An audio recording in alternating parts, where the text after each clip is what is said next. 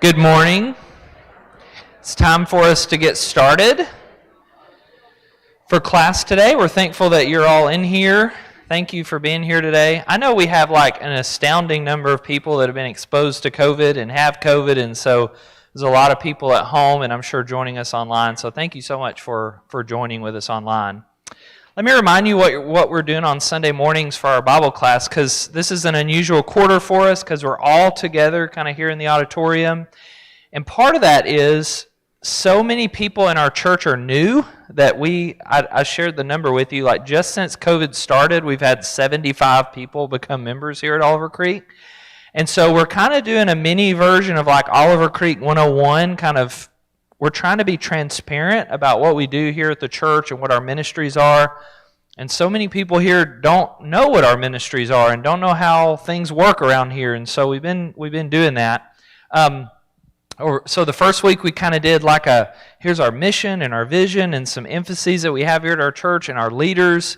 And then we announced our new Rooted ministry, our adult formation ministry that's going to launch in February. So that's why we're kind of all in here until the new quarter gets started in February.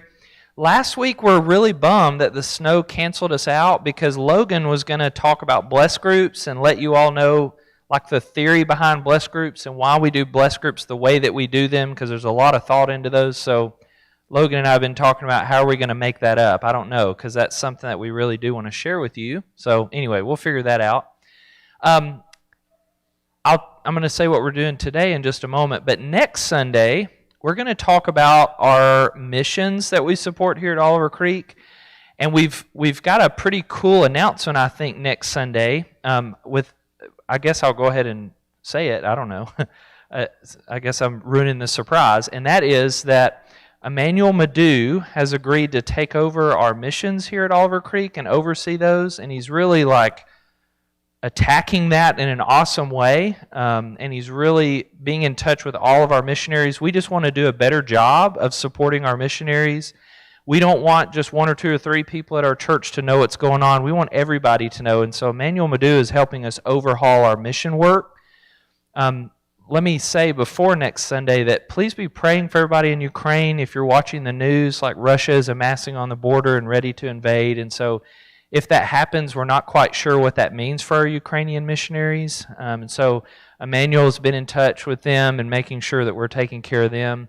And next Sunday, we'll also hear from the Recovery Coalition about some of the things that they do. So that's next Sunday. But today, what we want to do is be transparent with you all about how it is at Oliver Creek that we are helping our kids grow from the time that they're born until the time that they reach our young adult group, our younger generations. How are we helping them come to faith in Jesus and to follow Jesus? If you look up here on the stage, one of the things to note is that the people that are working with our kids and our youth, they're all new. Logan just started this last July officially in a full-time capacity. Susanna was hired sometime after that, and Seth's only been here like 6 months, I think. 4 months? Whoa, seems like it's been longer than that. So they're all new, and so we wanted to give you the opportunity to hear from them about how they are helping lead the ministries that they are helping with to help our kids grow in faith. Let me start with a passage from Matthew 18. At that time, the disciples came to Jesus and asked, "Who is the greatest in the kingdom of heaven?" And he called a child whom he put among them and said, "Truly I tell you, unless you change and become like children, you will never enter the kingdom of heaven. But whoever becomes humble like this child is the greatest in the kingdom of heaven. And whoever welcomes one such child in my name welcomes me." And at Oliver Creek, what we want to do is welcome children in the name of Jesus. Thank you. We got one of those. I'm going to say it again. At Oliver Creek, we want to welcome children in the name of Jesus. This morning, I almost want to show you the video, but my daughter Anna was like really into the singing this morning, and she was making up her own words to all the songs and was singing very loudly. And everyone at first service heard her because she would continue to sing even after the songs ended. But we didn't stop her because that's what we want, right? That's what we want of our kids. We want them to sing and feel that joy. So today, we want to be transparent with you about what we're doing in our ministries, And maybe you don't have kids or even grandkids, but remember the first week we started, Oliver Creek, we're family. So you may not have biological kids here, but you got a lot of kids here. And so we should all care about what's happening in these ministries. So we're just going to do this like a roundtable discussion. I'm going to lead it. I'm going to be asking them some questions as we go. And then they're going to be answering those questions today. So with that, let's get started. So could you all tell us about what got you into ministry or why you're interested in ministry, and then why you feel a particular pull towards the age group that you do? Hello, is it working? Yay! Huh. Okay, I'm Susanna Hollinsted for those who I have not met. Hello. I am our new children's minister as of last fall, and my full-time job is to be an elementary school teacher. So I work with kids all day, every day, in all aspects of my life. So that's one thing. I'm also working on a master's of clinical mental health counseling, focusing on helping children develop and grow and flourish. So those are two areas that I'm interested in, is teaching and counseling. And a couple of summers here, because I'm a teacher and get summers off, but I don't like to just take them off. I interned with our youth group here with Luke and all the lovely ladies of Oliver Creek. And I fell in love with ministry, and I could talk forever. I fell in love with ministry. So I'm also married to a minister, so I get a front row seat of all those discussions and seeing how powerful ministry can be. So I'm very thankful to get to combine my passions of children and educating them and just helping them grow and flourish as the children's minister.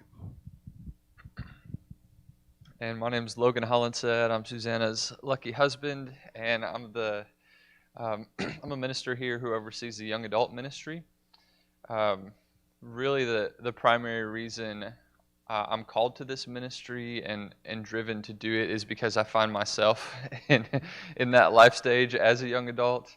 And so the questions and struggles and journeys that I'm going through are the same ones that the folks I'm helping minister to are going through. And so I'm just trying to help us all follow Jesus amid this sort of particular life stage of being a young adult. Our young adult group is college age to early 30s. Yeah. Is this working? Yeah. I'm not going to talk forever. I'm Seth. If you haven't met me, I'm Seth Turner. I'm the youth minister here. I've been here since the last week in August. Really, the call of ministry for me is a long story, so I probably won't take all of your time. If you want to hear all of the fine details, I'm more than happy to talk about it, just like I am with anything. But I was a teenager who was very much a lost soul. I was just, the wandering child. My parents were here for the early service, and I wasn't kidding when I say I made my dad's blood boil multiple times, probably to the point of it's amazing that he is around and, we didn't kill him or something. And so anyways, I was just a really wild child. And my parents sort of, in a last-ditch effort, moved congregations. We moved to the Great Oaks Church just down the road. And I encountered a guy, Eric Farmer. Some of you may know him. He changed my life. He was the first person I feel involved with churches who I felt believed in me.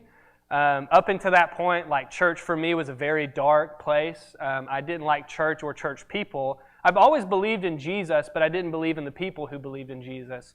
And in fact, I think we're going to get into that in a little bit.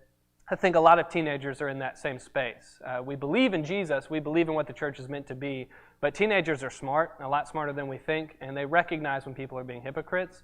And so I just knew I wasn't cool with what church was, or at least what I perceived it to be. So when I met Eric, he sort of saw in me something I had never seen in myself, which was the ability to follow Jesus.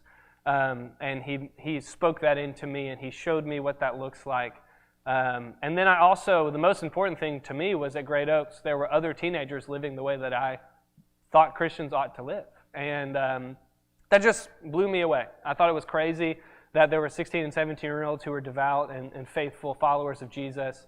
And I wanted that, and I wanted to be that for other people. And so for me, the call to ministry was, I know what it looks like to be a 16-year-old, 15-year-old, 14-year-old who is drinking and doing drugs every day, and I know what that life looks like, and I know the pain and the heartache and the emptiness that comes with it, and I love when that kid walks through our doors, because I know what that feels like, and I love the opportunity to speak into that child what was spoken into me. So that's sort of how I got here.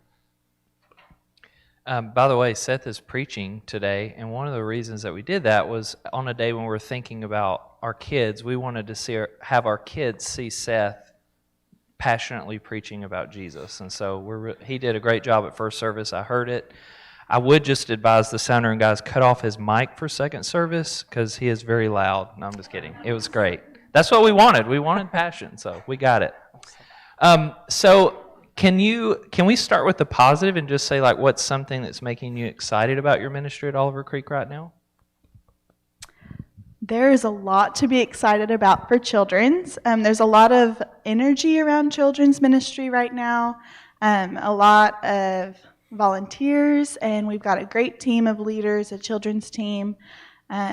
So many people wanting to support. We had a teacher training meeting a couple weeks ago, had a great turnout, and I think there's just a lot of momentum and energy right now, which from my position is exactly what we're wanting. I've got a lot of dreams of what our children's ministry could look like, and so it's exciting to have that momentum to kind of start engaging and initiating some of those dreams. Yeah, man, there's a lot to be excited about for young adult ministry as well. I mean, I think the first thing that comes to mind is young adult ministry has been something that's kind of started and stopped in Oliver Creek's history. We restarted it in 2018 when there were almost no young adults here, and since then the young adult ministry has sort of exploded. Especially recently, you've probably noticed these two rows here during the worship service full of students from the Health Science Center, all young adults that have come to be a part of our ministry. That's super exciting, and it's not just that we have more young adults who are coming, it's that we have young adults who are hungering and thirsting to grow deeper in relationships with one another and with Jesus. So some of the best questions that I've been asked recently about following Jesus have come from young adults, and man, that is incredible to hear as a minister. I don't know if I'm still on. I forgot to mute it. Yeah, I just want to say, not just for my ministry, but like for these two as well, I want to echo what they say. Like I said it in the sermon this morning, but like there's an energy right now at Oliver Creek, and I just want to I don't just grab onto it. It's incredible. And for our teenagers, we just got back from the beach. I see them in the back. What's up, teens? Hey, love y'all. Yeah, we just got back from the beach, and I know the transition from a youth minister who they love and have been around since they were kids is very difficult. I feel the energy and the passion of these students. They love each other, and they really love Jesus, and that's really exciting to be around a group of teenagers who, I say this to them all the time, and I mean it. And for the parents in the room, I mean it when I say, I've rarely been around teenagers who are as intelligent. They're so smart, sometimes so smart that it gets them in trouble. We're gonna figure that out. But they're really, really smart and really hungry for God's word, and that's awesome. If you can start there with a teenager, as a youth minister, I just get really pumped, because if you can get teenagers to be excited about studying the Bible, and when I hear things I just am so happy how deep we dug into the Bible today. I'm like, this is awesome. You have 15-year-olds saying this to you, it's a really good thing. So. All right, so that was the positive. Let's switch to the negative, because I think we would all recognize that it seems like the winds of culture are blowing stronger than maybe they ever have, and I think the pressures that young people are facing as they grow up are different than what older generations experienced. I spoke at the beach, and one of the things I said was I remember our first family cell phone. It's one of those big cell phones that you could call in like an airstrike in Vietnam War. Like I was already in college before we had social media. Really, Facebook came out while I was in college. So like I had still grown up like eating dirt and playing outside and things like that. Like kids today are on social media and they're connected, and there's this new thing called technology that's really like rewiring brains and all these sorts of things. So I may be stealing some of your thunder, but things are changing really quickly. So what are some of the biggest barriers that your ministry age group faces as we're trying to form their faith today? Thanks for stealing our thunder, Garrett. No, just kidding. From a children's perspective, I think one of the biggest barriers, and this is, I don't think limited to just this time, but often children's voices are not heard. So they have like really big emotions, they have big questions, and they're having these things, but often they're not the ones sitting in the meetings, or they don't get to have opinions on what they want to talk about oftentimes. So I think one barrier for kids is that they have these needs and these thoughts and these questions and like some really big things they're dealing with, but they might not have a chance to express those thoughts and feelings. And tied into that, so kids have to rely on their parents, right? So a little 7-year-old cannot drive themselves to church and say, oh, I'm so excited for church this morning. They cannot drive themselves. And so they rely on their parents to get them here, to have those conversations and to be their voice and to speak up for them. And that can be hard as parents when you've got a lot going on to really make that effort and that push to have your kids' voices heard and to bring them when they need to be. So I think those are two kind of overall barriers that kids have. Yeah, I think of the two major barriers for young adults, and this is not unique to our time necessarily. Young adults are dealing with tensions and responsibilities, as in the tensions of how, as a young adult, do I interact with my family? A lot of young adults are navigating relationships with parents and siblings. Responsibilities as in, I'm going to school to become a doctor, or I own my own business.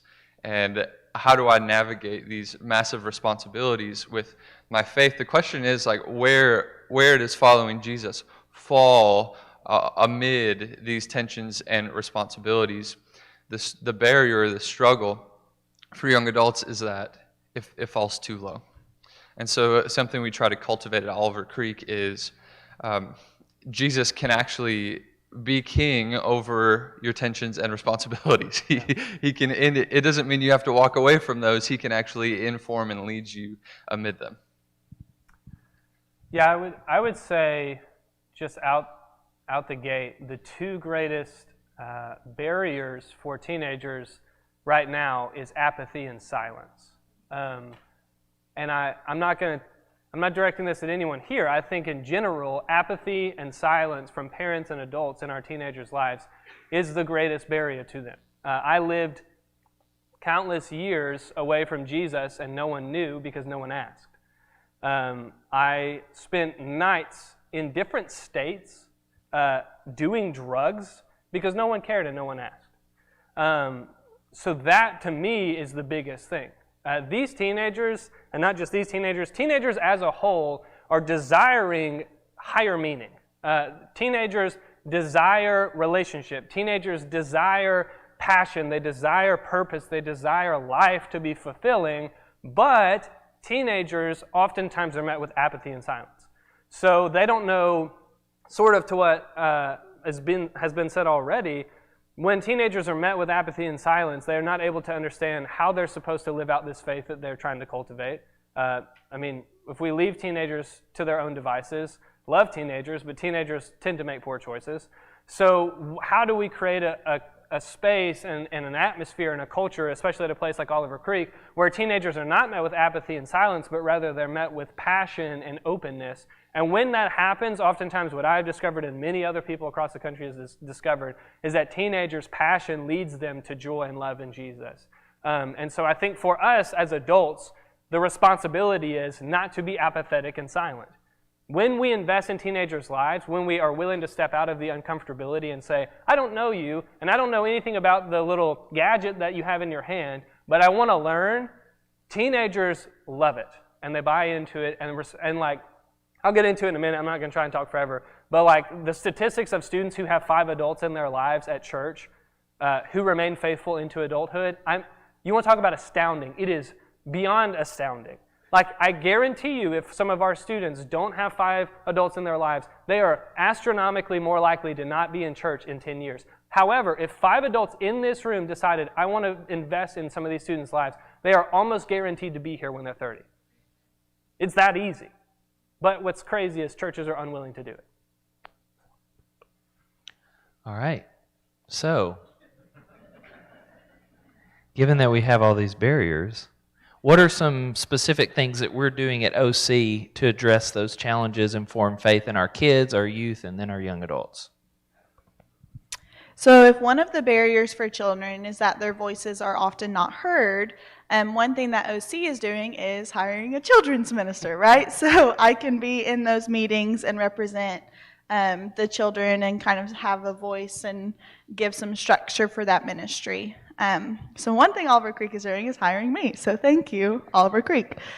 Another thing is if one of the barriers is kids have to rely on parents, well, let's make sure we have stuff for parents too. Let's make sure we're getting them resources and giving them tools on how to grow faith in their children too, and how to be a parent in this crazy day that we live in. And let's give parents really rich classes and stuff to grow and deepen their faith, rooted words, grow and deepen their faith, so that they can in turn help their children too. So one way OC is doing that is by empowering parents as well. And then a third thing that OC is doing is, I mentioned this children's team that we have that has been generating a lot of energy for the children's ministry. One thing we did is we sat down and we said, okay, what do we want the people who are leaving, the kids who are leaving 6th grade and entering the youth group with Seth, what do we want them to know? What do we want them to have been exposed to have experience as kids, to lay a foundation of really strong faith? So then Seth can really dig deep in that youth group. And so we created this list that we're calling the Ideal 7th Grader, and it has 11 points. You probably cannot read that. That's a lot on the screen. But basically, these are the things that we said, ideally, if a kid is in our program, they will understand that Jesus is King. He is God, He's King, and He's the center of the whole Bible. They'll understand that. And understand is a big word, right? I don't think we're expecting any 11 or 12-year-olds to be like, I can write a paper on the Trinity and explain it in its fullness. Like, that's not what we're expecting. But they would have been exposed. They would have heard that language before. The overall layout of the Bible. So New Testament, Old Testament, the general story, kind of starting some of these discipleship practices, incorporating the graces, weaknesses of Bible heroes, participating in worship. A big one, number 8, and this is, I think, specific to our needs right now, is identity, of understanding I got a lot of different things that pull me away from who God says I am. But I need to be reminded that God defines who I am and not these other things. So we want to incorporate that from a very young age.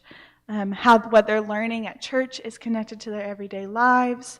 How God gave them feelings, and He wants those feelings and emotions to be part of their worship and part of their relationship with Him. And then also the importance of relationship and community, which is kind of what Seth is going to hit on in a second as well. But so this team, we worked as a children's team, and we worked with Seth and with Jeff as the youth side to say, let's get some continuity so you can expect kids that have been in this program to have seen this, been exposed to it, to have some sort of understanding, and then you can take it and run with it. So I think that this is one of the most thoughtful lists that give the children's ministry as a whole like direction and a goal and keeps us on track as we're kind of starting this really big, new, exciting thing. The first thing we're doing to sort of meet these challenges at Oliver Creek for young adults is just provide some really sound, biblically rooted, Jesus-centered teaching, discussion, instruction on what it looks like to be a young adult. So you've probably noticed the young adults have their own class, and Adult A on Sunday mornings. What's up with that? Well, it's because like the youth group and like the children's ministry, young adults are in this unique, particular stage in life. And what we're doing in that young adult class is asking questions that are specifically geared to who am I? What are my gifts? How do I use them? Things that most of you in this room have already figured out. And so we're asking questions that meet young adults where they are and providing answers based on how we follow Jesus amid that. The second thing we're doing is providing opportunities for young adults to put their faith into practice, especially in relationship with you guys, with Christians who are older, more wise, and mature. And so yesterday morning, it was pretty cold at 9 a.m., but a group of us young adults went out to a lady's house in Bartlett. She's a widow, has health problems, isn't super connected or supported by her family. Her yard was a mess. And several of the young adults, along with several older families at Oliver Creek, all worked together to clean up her yard for her. So they're forming these relationships that Seth is going to talk about this intergenerational relationship at Oliver Creek, and they're putting their faith into practice. This helps overcome so many of these problems and barriers that we've talked about. I think it's my slide next. Yeah, so these are like the four building blocks to what, creates a healthy youth ministry. This is the theory of a lot of modern, youth ministry, experts, I guess you would say, is when they've done studies over the last 10 to 15 years, they found four things that create a sustainable and healthy and thriving youth ministry. And so the four things, like I've already mentioned, is intergenerational relationships, the whole gospel, I just write it, but really talking about the Bible. I know there may be some of you in this room, and maybe you don't, but there may be some older people. I've heard before people who are older and kind of think like, well, teenagers don't really care to study the Bible. You're wrong. They do. They actually love it and they thrive on it. The issue is many of them are timid and afraid because they've never been shown the gospel. Third is partnering with families. So again, I am not going to solve the issues of these students' lives. I have heard from much wiser and older youth ministers that I am merely an aid to creating healthy relationships between families and their students. That's really my purpose here. And then lastly is a safe place for doubt. Again, one of the greatest barriers we can create for students today is telling them that this is not a place where you ask questions. This isn't a place where you bring your doubts or your fears. As long as I am here, this will be a place where students will feel safe to bring any question that they have, because I once was the kid who had questions and didn't ask, and so I left. That is one of my greatest fears. And so intergenerational relationships, I again want to hit on real quickly, which is that when we look in the first century, my wife, she's right about this. Whenever we met, my family isn't like her family. Jenna's family, they all live in the same area, and they all do everything together. When I met her, I was like, that's weird. And she was like, no, it's not. It's cool. And the longer I'm around it, the more I'm like, this is how God intended.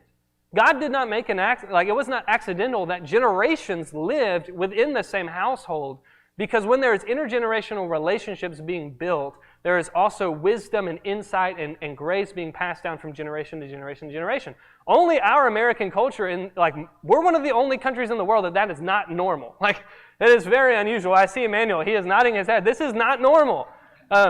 We need what we're not getting in our American culture. Our church needs to step out of our culture and say, we are going to be a place where the oldest person in this church building is going to have a relationship with the youngest person in this church building. And when that happens, we become a family. That's really important to me. That was good. Yeah. So, one of the things I wanted us to do today is what you all just talked about made me think that, and I'm going to maybe steal what you're going to say, but I want to set the question up this way. Myths about ministry. So what Seth's saying is that the data says that the thing that's going to make a child and a teenager more faithful going forward is how well connected they are with the other adults in the congregation. But I think a lot of parents, when they're choosing churches, they actually choose churches based on how much kids are not around other adults. And what I mean by that is they want a church where the youth group meets together during worship service in the back. And they want a church where the youth minister is taking them on youth rally retreats every weekend and taking them away from the church to go to these events where they're just around teenagers all the time. And they want a church where the teens have events just like every other day. And that's what a lot of people think is the most effective way to reach teenagers. But here's what happens is like, if the teenagers are never around people in the church, what makes you think they're going to want to stay in the church when they graduate high school? We've basically discipled them out of the church. Does that make sense? It's like a lot of the way that youth ministry is done actually encourages kids to leave the church because of how we're doing. So I set the question up to say, based on kind of our theory of ministry here at Oliver Creek, like what are some myths that you think that people kind of buy into that they think like this is the best way to do this to reach kids or young adults or teens that we would want to say at Oliver Creek, like we're aware of this and we're doing something different? I think there's one myth that has kind of maybe been the theme of a lot of my responses for children's ministry, but one of that is that children, well, this is not the myth, this is the fact, that children are misunderstood. The myth is that kids are happy with a coloring sheet and singing 2 songs. Like, that's the myth, that is enough to build their faith. Like, you know, 3rd, 4th, 5th, 6th graders don't have any big questions. They're happy just to go, to read, and they want to go home and they want to play video games. Part of that might be true, but part of that is a myth in that, I'll give an example. I was teaching the 5th and 6th grade class on Wednesday night, and at the end I said, you know, guys, like, what are some questions that you have? What are some things you'd love to talk about? And immediately, the first response I got was, what is the Trinity like? Like, what does the Trinity look like? How does the Trinity interact? And I was like, you know, that's a really good question. I'm so glad you brought that up. I'm wondering too. And then the next question was, could we talk more about the tabernacle and the Ark of the Covenant? Like, those have always been really interesting to me, and I feel like we don't talk about them very much. And I was like, why, yes, like, thank you for bringing that up. So immediately, they did not have to think about it at all. They were having these huge questions, and it just took time to have someone saying, hey, what are you wondering? Like, what do you want to talk about? Anyway, that's a big one, right? They have these questions, they have these thoughts. Then they also have real emotions and real struggles. So I teach 1st grade, and in 1st grade we talk a lot about regulating and self-control, right? So they are having these huge things where they come in and you can tell they're immediately off, and they were like, I have these things that I'm feeling and I feel stress. I'm like, okay, how do we talk about how to work through this? You know, they're 5, 6, 7-year-olds, and they are having these big emotions too that need help talked about, and it's no different in the church. So we, on Wednesday night, were talking about how Jesus calmed the storm, and I said, are there any times in your life where you feel like stormy, maybe, like where you feel on your inside or your outside, like you just feel like you have a lot going on? And one of them said, yes, like immediately. I have 7 things of homework, and I've got 5 tests, and I've got 3 quizzes, and you could just feel the tension and the anxiety as they were just talking about it. And I'll stop off my soapbox, but these kids, they have real thoughts, real questions, real feelings that kids are humans too. We cannot just treat them as little kids and tell them to be quiet. Like, they are humans too.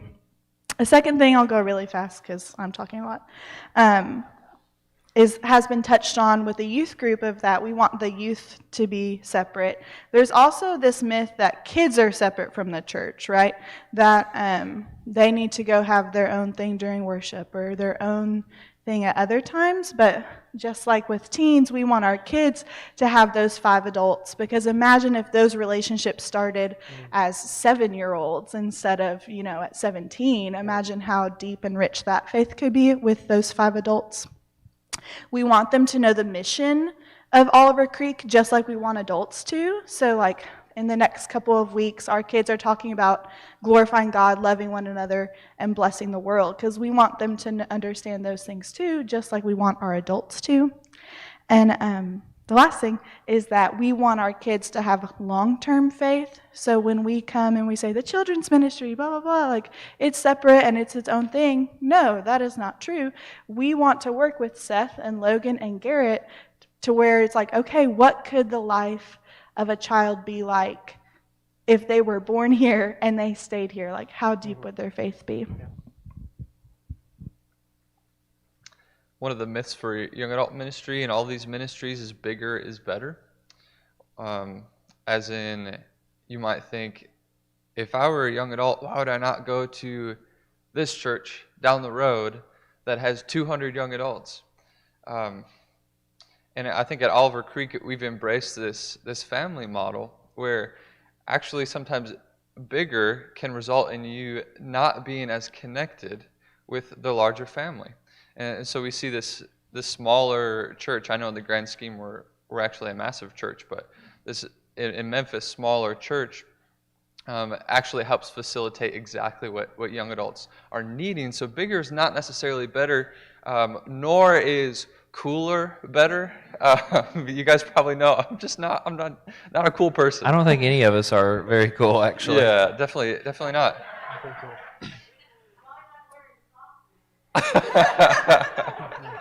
Yeah, I've got socks on, so automatically not cool.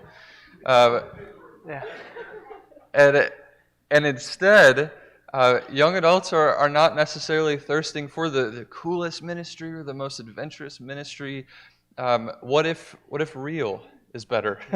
What if deep, true relationships? A lot of the times when we get together as young adults, we just sit around like a bunch of old people and talk and hang out. And we're just thirsting for true relationships. And that's exactly what we're pursuing here at Oliver Creek. Yeah, I just want to pause for a second. And for me, I just want to say what a blessing it is that like this is happening. Like I just had like a moment where I like stepped out and was like, this is so great. I'm emotional. I think about like what would happen, like you're saying, I have an almost 2-year-old. I'm getting emotional. Just thinking about an almost 2-year-old walking through and like, I know I can trust Susanna and our children's team to like develop a deep and true discipling relationship with my son. And as he comes to me, like our goal as a youth ministry is to take that and make it to where they're living and learning and loving disciples of Jesus, so that the moment they go to Logan, it's not Logan texting me and saying, hey, where did this so-and-so go? It is, we want to be even more plugged into this church. And as they become adults, like it's amazing what's going to happen. But I do want to say, like, some of the myths is just that. It's that, well, we need to wait for the teenagers to grow up a little bit before we really let them be involved in things. Some of the greatest sermons I've ever heard were preached to me by teenagers when they didn't know they were preaching. It is amazing to me the conversations I've had with teenagers. We were at the beach, and the youth ministry I just moved from Huntington, they were down there, and I talked to one of the kids on the beach, and like he did not know what the Holy Spirit was doing to him in him in that moment. But man, the sermon he preached to me as he's talking about like the disappointment of this past year, but like how he knows God is working, and like even though he's only 15, like he knows God has done, or 16 now, wow. Like God is doing so much and all, and I'm sitting there just like weeping because I'm like you're doing my job right now. Like it was just amazing. If we are just willing to allow the students to be involved and plugged in, it will blow you away, the things that they're thinking about and the gifts that they have. The second myth I sort of want to talk about is we have fallen into this myth of like we need to dumb it down for them. Again, That's just not true. I'm not going to call anyone out, but I'm seeing that group in the back right now, and there are moments where I'm saying things, and like Susanna has just mentioned, like they're like, but what about this? And what about this side of this part of theology? And I'm like, what are you, like, what? You know, like when I was 16 years old, I was not thinking like this. And again, I think part of it, you know, the good and the bad with technology and the things that they have right now, they have the world at their fingertips. And so while that is also a terrifying, I'm a father now, it is terrifying. There is some good that comes from it, which is there is a capability, if our students are directed along the right path, that they are able to access a wealth of knowledge. And so these students are not looking for a dumbed-down version of the gospel. They want Jesus for who he is. And if they are given that, it is amazing what is possible. Okay, so the bell's going to get us. And so this is probably the most important question. I'm going to give you like 30 seconds to answer it. We just want to give a snapshot of if you entrust your family to us at Oliver Creek, give us just a big picture of what happens from nursery through college. So from nursery to 6th grade, we are starting something very, very exciting. We're getting a new curriculum called the Gospel Project Curriculum. It's a Christ-centered chronological Bible study. So starting February 6th, students will start in Genesis, and they will go through the whole Bible in order. It takes 3 years. So if your child is here starting in preschool, they will get to go through the Bible 3 times before going to the youth ministry. They'll get it once as little preschoolers, once in elementary school, and once in like late elementary middle school, and it'll spiral deeper each time. And along the way, there will be quarterly children's events that help them review and get times to practice what they're learning on Sunday and Wednesday nights. Something we're doing is providing gracious or gentle transitions between each life stage. And so Seth mentioned one of the ways we do that between the youth ministry and young adult ministry, for example, is after students graduate from high school. Seth and I are in a lot of communication during that time. We let that student sort of dip their toe in the young adult ministry, but also do youth ministry stuff, still very mindful of that transition, helping guide them. And what Seth is setting up the students for, addressing these deeper questions now in the young adult ministry, we're saying, okay, how can you be sent out to create more of you awesome disciples? Yeah. Sorry, I'm here. Can you go back to the last slide? I'll make sure I get the question correctly. So all the things that I've talked about, I love Emmanuel. He said one time in a meeting we were in, he's like, I don't get angry, I get passionate. I don't get angry, I get passionate. But all of these things that I talk about, I get really worked up and passionate about because I've seen what happens on the worst side of it in my own experience in my own life. What I love about Oliver Creek, part of why Jenna and I landed here, we felt like the Spirit was leading us here, but whenever I talked with the leaders of Oliver Creek, the things that on my list of like, these are the things that I desire from a healthy church, a thriving church that invests in its teenagers, Oliver Creek was checking a lot of boxes. So I want to first and foremost say how thankful I am for a church like Oliver Creek that is doing many of the things that as a youth minister I desire a church to do, but also as they come from the nursery up into the children's ministry, into the youth ministry, one of the main things I want to say is like, the big picture is, I really want for our students to be a family. The reason I came to church, the reason that I gave my life to Jesus was, yes, Eric did awesome stuff and he was a great youth minister. At the end of the day, it was looking around a room full of teenagers my age and us all being committed to one another and to Jesus. When that happens within a group of teenagers, it is absolutely earth-shattering. And so for me as a youth minister, any parent in the room or anyone else, what our goal is for these teenagers, as they graduate, they say, I have brothers and sisters. If I go to the distant ends of the earth, I know I have people from Oliver Creek who are my age and older and younger, and we're all a family. And so that's really our goal. Well, there's some passion surrounding our kids and teens here at Oliver Creek. I hope you can see that.